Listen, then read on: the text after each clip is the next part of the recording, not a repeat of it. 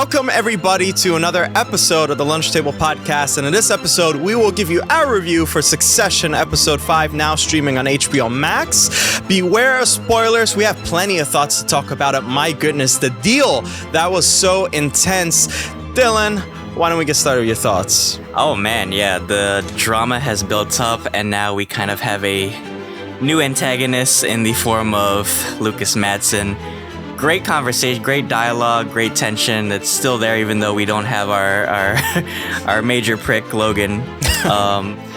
So we get this. Well, it's funny, in the beginning of the scene, it kind of echoes what we saw in season 1, where Kendall is walking through and he's still listening to his Jay-Z music. And now he's come full circle now. He's the boss now. He's the king. And now it's weird seeing the office of Logan kind of empty, and that chair that was once a throne is now just an empty chair, right? And seeing him with Roman, side by side, and they're not their father, but they have their own way of managing things, and I think for the most part successful. But yeah, give me your thoughts on this episode. Yeah, I think the rap music was very interesting. The one that they chose, I like that too. I got to search that later. It was a lot more kind of aggressive, and it's like Kendall finally is gonna take on the world, right? And whereas Roman now seems a little bit more analytical. I feel like Kendall has stepped into the shoes of like, okay, I'm gonna because there's still gonna be some tension, right? I think the odd one out actually is Shiv. She seems kind of weird now with the trio. It's like, maybe they involve her out of principle or just a promise, but perhaps she could get in the way a little bit later on, because she always has her own game. She doesn't really listen, and so it's not really unified in a sense. And I don't know, that ending too, I was kind of irked at her because she's still like trying to make fun of her siblings at the end of the day, like instead of just being together. And there's a lot at stake too. But yeah, so I mean, most of this episode took place in Norway, and beautiful locations, by the way. And of course, it involves Madsen and his team. Tell me your thoughts on it. The team is actually really funny because it's sort of like this mirror of both teams. They have their own competitors. Hugo has his, Carolina has hers. It's really funny. So tell me your thoughts on that. I could have sworn I saw the actor from Vikings in there. Yeah, that was him. Was his name Olaf or something? I think, Olaf. Yeah, the Christian one. Yeah, I could have sworn I saw, shit, I was like the Leo meme. You saw King Canute there, just full garb. Shit, he was like trying to vie for France or some shit. Right. They talked about France too, that's so funny. Right. Yeah. It's so funny.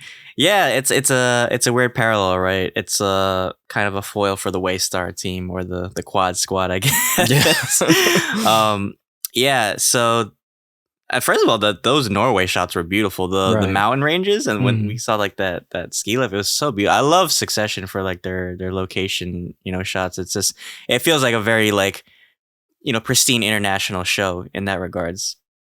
Cool. So yeah, it's they go in, they think they've got it right. They've done the numbers. They've looked over the deal, and there's this confidence that Roman and Kendall thought they had, right? But I think they kind of overestimated Madsen a little bit, because Madsen is kind of like a slippery slope. Like he's kind of like the opposite of Logan. Like he's a very chill, relaxed guy, but in a way he's still kind of like a snake too. So you kind of have to, maneuver him in the correct way. So I love that little just conversation that they had, because it feels like a casual conversation, but there's still, kind of like warfare in between dialogue. So what do you think of that scene? Yeah, it's very microaggressive, still tense, yet kind of funny. I was like smiling with Madsen, but at the same time too, I was like, oh, he's kind of being disrespectful here. And there are power plays going on, of course. We'll touch on that a little bit later, but it is true. It's like a day or a couple days after Logan has died. So it's like, oh man, this guy's like really serious. And I recall when Logan told his children, you're not serious people. And this is the moment where I was really thinking about it a lot. I was like, how are they going to one-up Madsen? I don't know. And also we had predictions, I think a couple of reviews ago, where we were like saying who's going to take over. This episode kind of made me feel like, oh, I don't know if any of them are actually going to take over. Perhaps it's just like a thing where they're trying to tie off loose ends and escape on the escape ship or something. Right. Yeah, it was really cool. And kudos to Alexander Skarsgård. I never seen him in this type of role, and I like it. I really dig it. I actually like to see more of Madsen. We get shots of his domain, and I thought it would be, I can't put a finger like on his mindset, really. It's like really hard. All I could go off of is the stuff that he says, that it's really weird, but the rest of the setting is like, I don't know, it doesn't really match him. He even says it's like, this is bullshit, whatever, maybe it's epic. It makes me really wonder, who is he doing this all for?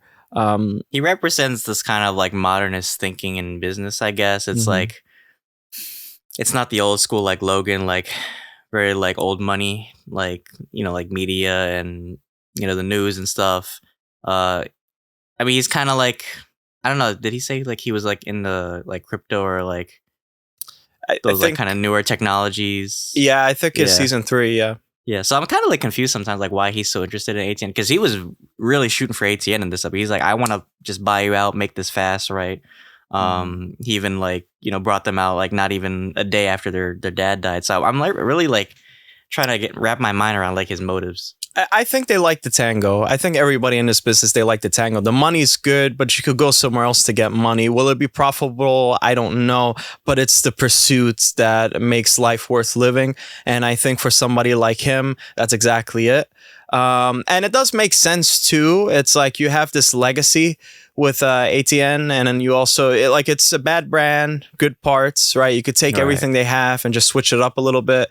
I wish in an ideal world they could get was it Pierce, Gojo, and an ATN collab somehow or something like that, and it's like a big powerhouse. Yeah. But at the end of the day, the business is business, so it has to be one king, I guess. Yeah. Oh, also, I think Tom, there was something, I don't know, it felt like kind of like this sexy back and forth between Tom and Shiv, right? Give me your thoughts on that, because I was like, oh, are they gonna rekindle something? It's a little love-hate relationship going on right now. A little back and forth. Right. Maybe Tom was kind of like envious that Shiv was kind of seeing Madsen like privately, and even Greg too. Like feel like Greg is also kind of like taking advantage of Tom a little bit, or he sees now like the tides are changing, and especially now with the kind of buyout, it's like who's really gonna stay over. And I think this is like the time where everybody's trying to get on board and make this deal get out as fast as possible, so that we can just see like who's staying and who's getting on the chopping block, right? Right. Yeah. No, Greg is like a fiend. He just wants tail. That's all he's chasing is tail. Now that he got a taste of it, now he's going after it all the time. He's a newcomer. I like Greg's perspective because it kind of shows you an average person, if they get into this life, how it could change them, especially like a naive person. And it depends on who's the captain in your life too, because there's always a captain. Yeah. I love the part where Tom flicks Siobhan. I did not expect that. I wonder if that's improv. That was like so weird, but I don't know. I was like, those are like the little hidden moments that's like play fighting in a bit. It's interesting. Like, but remember the time when they were at, I think, the mother's funeral, the mother's wedding, and they were going back and forth and like doing this kinky thing. I feel like this was at play, but more casual. And I think in a way, Tom has stepped up. I think now he does have more power. It's just the thing that keeps holding him back is like whether or not he will have a job at the end. I think so, from the discussion Siobhan had with Tom on the plane at the end of the episode. But she even asked him to go out to dinner too. I thought that was weird. So Tom kind of feels like in this episode, in this season, he feels a little different from the previous seasons. It feels like he's more kind of not laid back and like not as humorous. I mean, he does like have moments where like he jokes around with like Greg and shit. I think he's kind of afraid, because now he doesn't have Logan around as his backup, right? He's kind of lost his insurance, so now he's really worried, and you can see it like in these episodes. He's kind of fearful for his position, and I wonder like what's his stake in this? Like, is he trying to get closer to Mattson too? Because there was that scene where he was trying to get close to the Gojo executives and like lean up to them. Like, I wonder if he's trying to get close. And Siobhan too seems like she's kind of like weaseling her way into with Mattson. Yeah, well, Siobhan, she has no official position, but she still wants to help out, and I wonder how long that's going to be. I think things will be a little bit rocky later on. I think Mattson is the perfect thing to put in the middle of the siblings to really break them up. I think that's the final straw. It's really interesting. Madsen's a wild card because he even gave blood to like his ex. That was crazy. That was the wildest shit. It's very symbolic too, in a sense. It's like he'll give everything. He'll do anything he can, really, even his own blood, just for nothing, maybe, or like some sense of poetry. Really interesting. So to go against somebody like that, I think he's a worthy opponent against ATN. But moving forward, I think one of the most notable highlights for me was the mountain scene when they finally had that meeting between Kendall, Roman, and Mattson. Give me your thoughts on that, because that was something. Yeah, well, even the setup to that when Kendall and Mattson were kind of having a back and forth at the table, I really enjoyed that. They were kind of like feeling each other out. It was kind of like a dick measuring contest in a way. But when we get to the mountain scene, that like, I feel like in a way Mattson was kind of testing them. I don't know how you feel. It feels like because they said this was like a cultural examination or some shit. I feel like even though he didn't like Logan, I think he had this respect for Logan because he knew what he wanted, like he said. So for them to kind of like dance around like with the numbers, it feels like he's not getting anywhere with them. So it's like now he kind of wants to, see who they really are as executives, right? Before he decides to give them a number. So yeah, they had this great like conversation, and it was like very gritty and like raw. Yeah. And Roman really shined in this scene. I feel like he just felt so disrespected by Mattson, and Roman's always kind of had a soft spot for his dad anyway. But he makes a great point. I mean, like, they didn't even give them that much time after the funeral to wait for this deal, and Roman just shoots for it. And I really thought he was gonna like deck the shit out of Mattson for saying that stuff about his dad, because I probably would have too. I'm surprised Kendall like didn't like react in a more emotional way. Yeah. But perhaps Kendall's more like the reserve kind of executive, right? Well, he can take it, right? Like we've seen before, somebody spit in his face. That's all you got. Like he's so emotionally drained at that point and just recovering that he could kind of take it. And plus, he has a new thick wall, like shield, because of his position now. Roman is interesting because Roman, for the rest of the seasons, like from season 1 to 3, we see him always sitting awkwardly on chairs where he's kind of perched like a bird. He doesn't really belong anywhere. He doesn't belong in the space. Finally, we get to see him. I haven't seen him once, I think, perched like that in this season. And he's more laid back. He has his feet up a lot. He takes off his shoes. Kind of similar to Mattson. We see that in the next episode, a little preview. So now he's taken this new role, and he has this new, I wouldn't say philosophy, but of course he has more responsibility. And I guess he's trying to fill the shoes that his father left out. He's maturing as a character. Yeah. So this was a really great scene. It was really interesting, and I think Mattson actually liked that, because Mattson likes to mess around, but when it comes to numbers, he doesn't really like to mess around, so that's why he threw that number out there. I wonder if Madsen's business will sink eventually. I don't know because again, the cruises thing, okay, it kind of went away, but did it really? And also you have the presidential candidate that we've seen in the previous season. I wonder what's going to happen with that, if Goju's actually going to take over. How's the cultural things are going to vibe with each other? There's a lot of questions to be asked. But yeah, that was interesting. And then again, as we talked about before, on the plane, there's a kill list. This episode's called Kill List. And we see that we see Carl, Frank, Hugo, other people. It seems like Mattson really likes feminine energy. So he kept, I think, most of the women, actually. He kept Carolina and just Jerry. But for some reason, Tom as well. So I don't know why. I guess we're going to see a little bit later on. What are your predictions and thoughts? I kept thinking after Madsen called them on the plane and he wanted to revise his offer after that whole ordeal.